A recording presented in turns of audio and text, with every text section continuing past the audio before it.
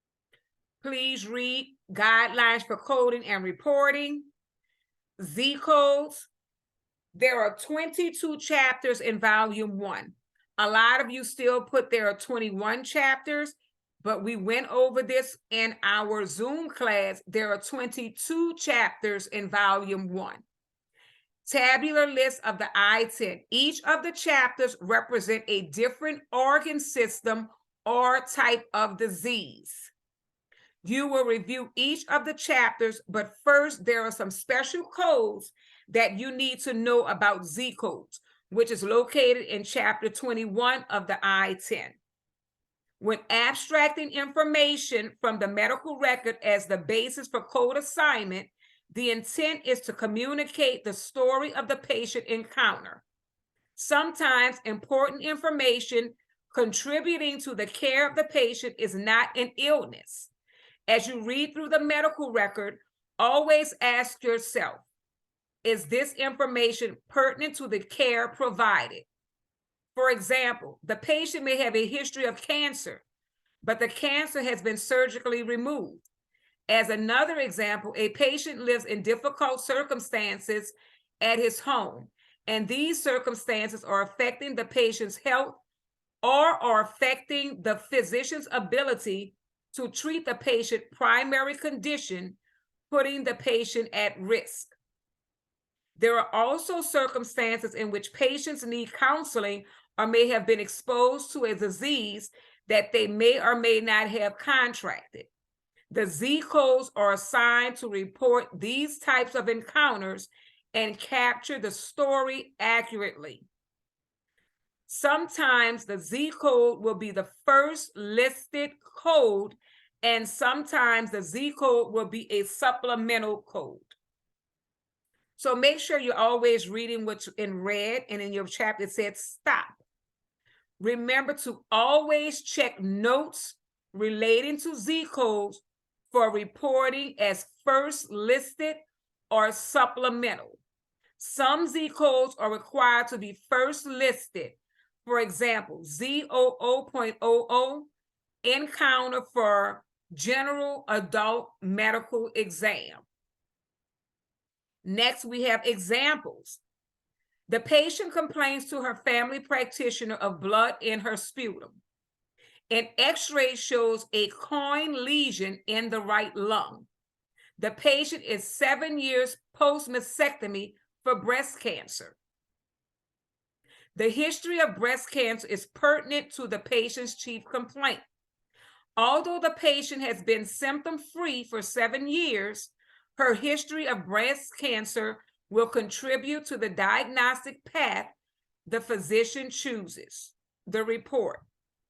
So when you're looking at this, even though, so you have to make sure that you're reading everything in the medical record, everything, because sometimes you might have to go back to that nurse or doctor and get information because of something that you're reading in that medical chart, especially when it comes time to getting an accurate code. So it is very important that you read in its entirety the medical record.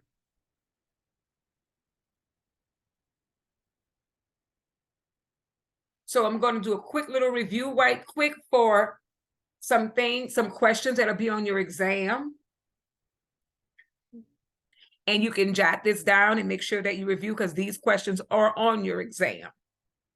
The term primary diagnosis is the same as the first listed diagnosis. That is true or false? The term primary diagnosis is the same as the first listed diagnosis. That is true or false? So that answer would be true. So make sure you look that up. The answer is true. Z codes cannot be used in the outpatient setting. True or false? Z codes cannot be used in the outpatient setting. We just went over Z codes. That is false. Z codes can be used in the outpatient setting. Z codes may be assigned as first listed or a secondary diagnosis. Z codes may be assigned as a first listed or secondary diagnosis. True or false? That is true. We just covered that, depending on what it is, but it can be coded as a first listed diagnosis.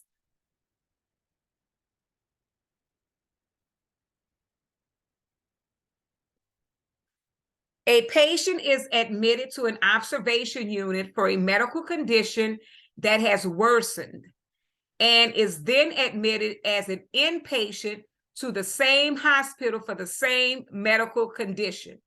The primary diagnosis would be the medical condition that led to the admission. Is that true or false? That was also one of your daily assignment questions as well. A patient is admitted to an observation unit for a medical condition that has worsened and is then admitted to an inpatient as an inpatient to the same hospital for the same medical condition. The primary diagnosis would be the medical condition that led to the admission. True or false?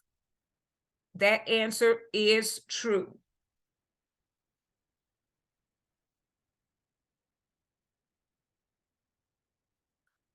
One more after this one. An established patient is seen for management of diabetes and hypothyroidism, and the physician spends equal time on each diagnosis. Identify the primary diagnosis. A, diabetes. B, hypothyroidism. C, all are correct. Or D, none are correct. An established patient is seen for management of diabetes and hypothyroidism, and the physician spends equal time on each diagnosis. Identify the primary diagnosis. A, diabetes. B, hypothyroidism. C, all are correct. Or D, none are correct. That answer is C. All are correct. Last one.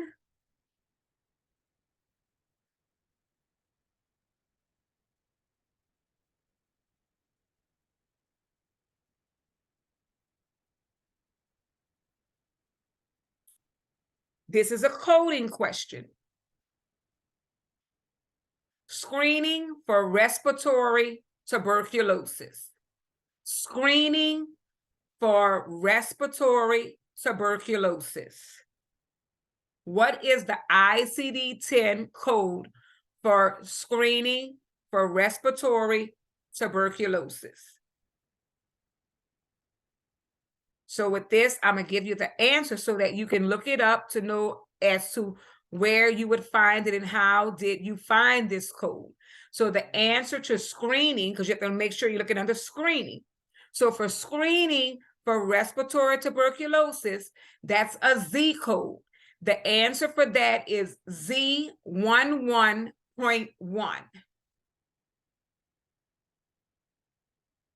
Z11.1, Z11.1. I'm gonna give one more coding one so that you all can find out and look up these codes so you'll know how we're getting these answers. Long-term current use of systemic steroids. Long-term current use of systemic steroids.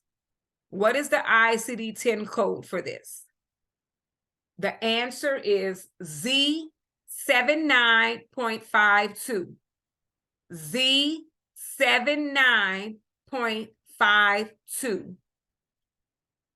Long-term current use of systemic steroids. So remember, you will need your ICD-10 manual. I have in your gray section of e-learning.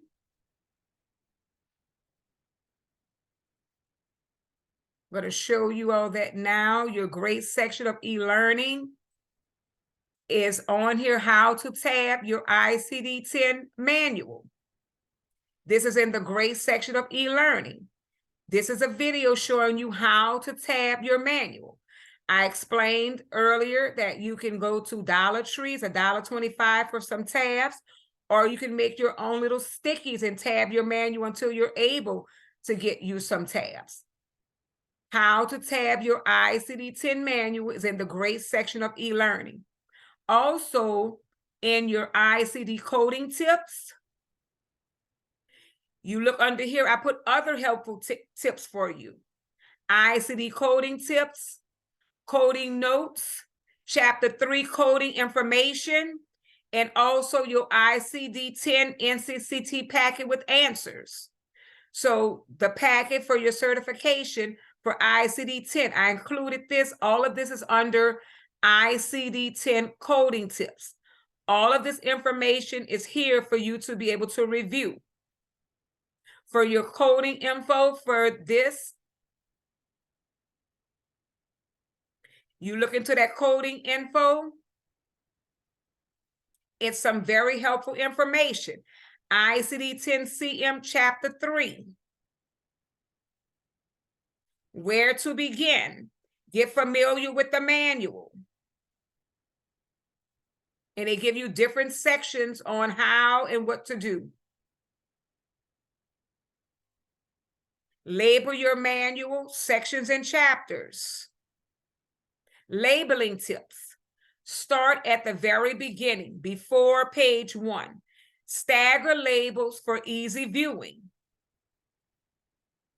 Remember that there is no right or wrong way to label your manual. And they show you here, use additional characters, volume 1, tabular list, unacceptable printable diagnosis. You have to read everything in your notes and guidelines. First listed diagnosis. Things to keep in mind. Chief complaint. Why is the patient here? For your first listed diagnosis, this is things to keep in mind. Chief complaint. Why is the patient here? Could be a symptom of an unidentified illness. Patient may be there without a chief complaint. Example, a physical or counseling. So here are some things to practice. Z codes. And we went over this on one of your test questions. Z codes may be first listed or a supplemental code. Is it pertinent to the care being provided? These are the questions you need to ask. Used in all healthcare settings. The history, exposure, contact, circumstances that affect care. An encounter, not a disease injury status. Excuse me. Alphabetic index. Start with the keywords. So up here you have on here, index of disease and injuries, and then over here, screening. And they have screening continued. Screening for thyroid, vascular, venereal, viral. All of these are Z codes for screenings.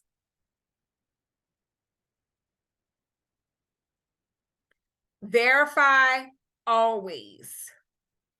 These are examples. Z codes, encounter for testing for latent tuberculosis infection. Remember we went over that code when we said Z11.1 was screening for respiratory tuberculosis. So on here we're in the Z11.7. Let's go back up and see if we have Z11.1 on here. It's not on this one, but just showing you encounters for screening for other viral diseases. So if you would go back up, you would find that Z11.1, which was screening for respiratory tuberculosis.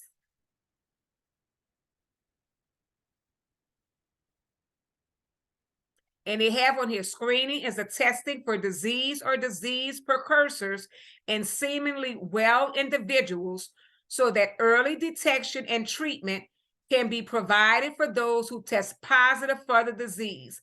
Example, screening, mammogram. So read this little caption. The Z code indicates that a screening exam is planned. A procedure code is required to confirm that the screening was performed. and this is why. And you read the information there. So remember, you must have your manual, your ICD-10 manual to be able to look up these codes. If you're having difficulty, we're just starting with coding. If you're having difficulty, please email me, text me, give me a call, letting me know that you need a one-on-one class, assignment, tutorial that we can do together. Remember, I'm going to start assigning groups. So one class may be able to help the other. And remember, you're going to have group class assignments. So please keep in mind and understand that you will be graded sometimes as a group. So you have to pull together with your classmates and get the assignments done. This is going to definitely help when it comes to your coding with working together as a group. A classmate might be able to help you more than what I can, just from that classmate experience. So remember to look at all of your things in all of your assignments and things that I have posted in your grade section of e-learning. This will be posted. Remember that your chapter 3 exam opens tomorrow. You will have until Sunday, but on Thursday for our Zoom class, we will be starting in chapter 4. Chapter 4 is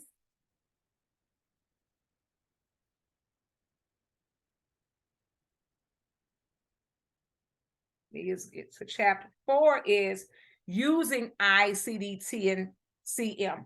So you're going to be getting more in depth with coding for chapter 4. So we're going to be really, really heavily into coding. So please make sure that you're reading your PowerPoint slides, you're reading your chapters in its entirety to get the foundation. Understanding the main term, how to find that main term, how to find the subterms, making sure that you know that subterm is indented, and then the other part is what? 5 spaces to the right, 2 space. You get that down pat, and then you won't go wrong. Remember, always check the index, then go to your tabular. Never code directly from the index, never code directly from the tabular.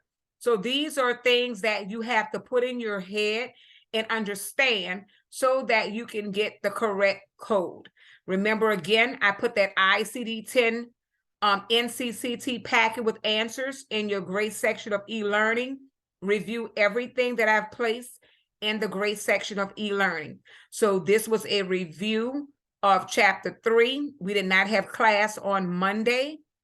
So you're moving pretty fast. It was, like I said, a 3 or 4 day class. Remember, catch up on all your assignments. If you're unable to complete an assignment, or if you can't upload an assignment, please make sure to email it to me. Remember my office hours. Please have respect for my office hours as well. Again, I am off on weekends. Please do not text me on the weekend in reference to assignments. You can email me about an assignment if you need an assignment reopened during my work hours. Do not email me. You can email on the weekend, but please do not text me over the weekend in reference to an assignment. Email that assignment. I will see it once we return from a holiday or after the weekend. Remember, I have 24 hours to respond. So again, enjoy. I will see you all on Thursday. I will be sending out a link in reference to combining classes. So please pay attention to that as well. I'll be sending an email out tonight, reminding you all to go into your Zoom class to get this video as well, this recorded video.